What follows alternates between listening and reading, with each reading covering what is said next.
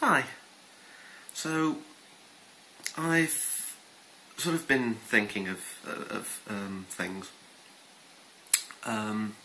around sort of something that I, as well as these wonderful videos for you lovely people, like to do, and that's music.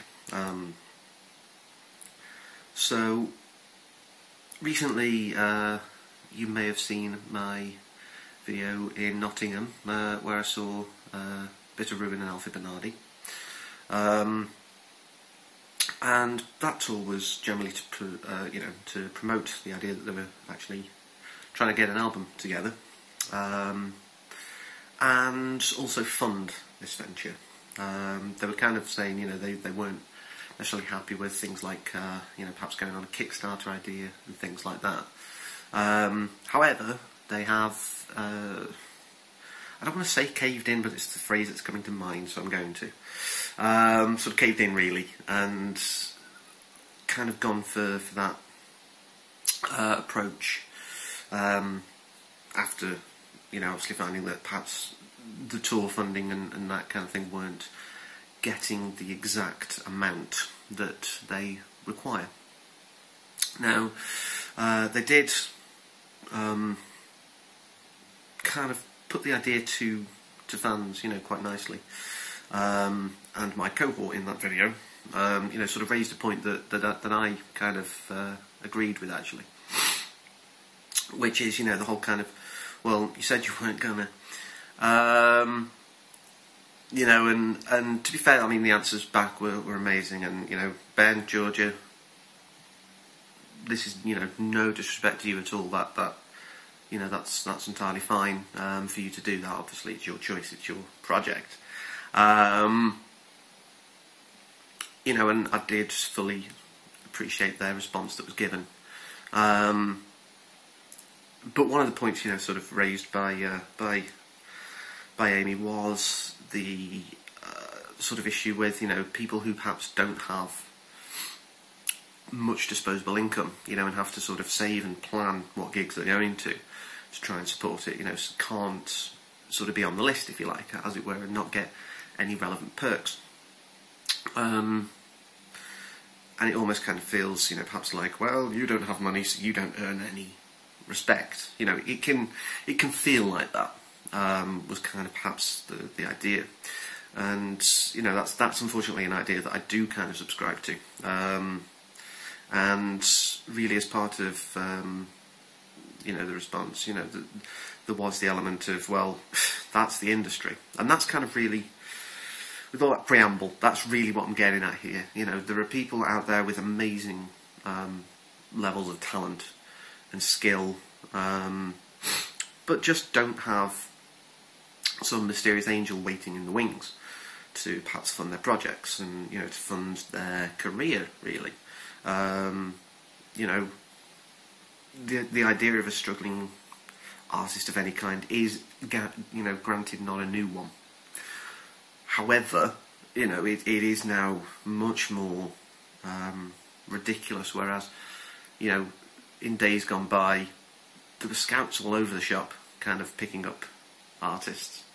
Now it's a case of, you've almost got to sort of like run yourself and sell your soul.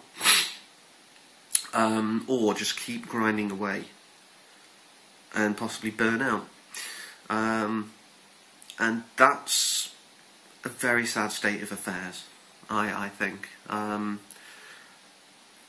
It is, I think the old phrase comes to mind, if music be the food of love, play on.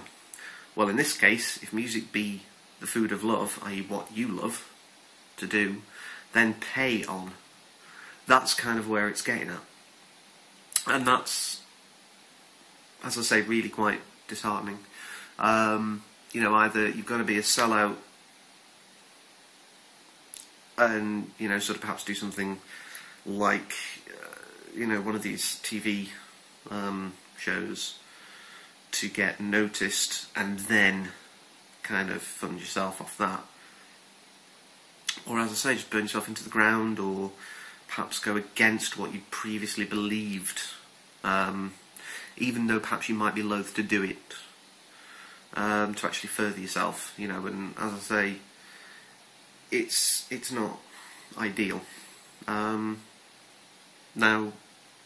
we are in what I and probably some others would argue a very consumerist market, and really the power is with you, the consumer. The people sort of watching these things and listening to these things and whatever else, you know. And it's really upon you guys to change the way you approach these things. So yeah, support the little guy, really. You know, do your best and realise that sometimes, you know, these people who you think are pretty good and, you know, seem to be doing okay are probably kind of going, do I buy that new set of strings or do I eat? Which one? Because without the new set of strings, can I afford to eat? Because I can't carry on doing what I'm doing at the same level. Dead strings do not sound good. You know, so it is, you know, one of those kind of situations where, you know, think about the artist and, you know, I mean, I personally, you know, would never sort of purposefully sell out, as it were. You know, anything I do, you know, I'd strive for, you know, and my personal belief system, I never want to compromise. But as I say, sometimes you just have to make that choice, and who knows, in the future I may turn around myself and change this, you know, change this outlook, just simply to get where I want to be, or things will change. So, it's almost like a rallying call, you know. We need to change how things are done, perhaps. And just make sure that those artists who really have the skills and really have the talent but aren't the ones being pushed at you by mainstream media are being fully supported. Go out and see a gig, you know, even if it's just, say, you know, potentially say a covers band playing at a pub somewhere. That's probably a second project to fund a big project. That potentially could be the case. Or if it is, you know, say, you know, a local artist who's playing at a venue, you know, maybe go and sort of support them and just make sure that, one, live music isn't dying, and two, real artists are coming through. That's kind of, I think, a mishmash of points but all around the same idea, you know.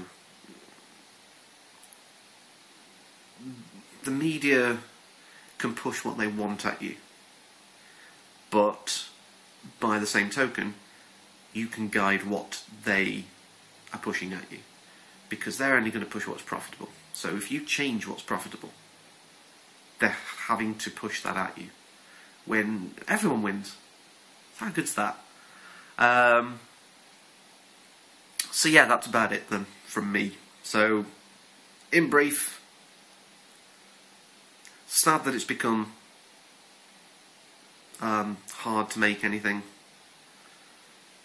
but support the underdog,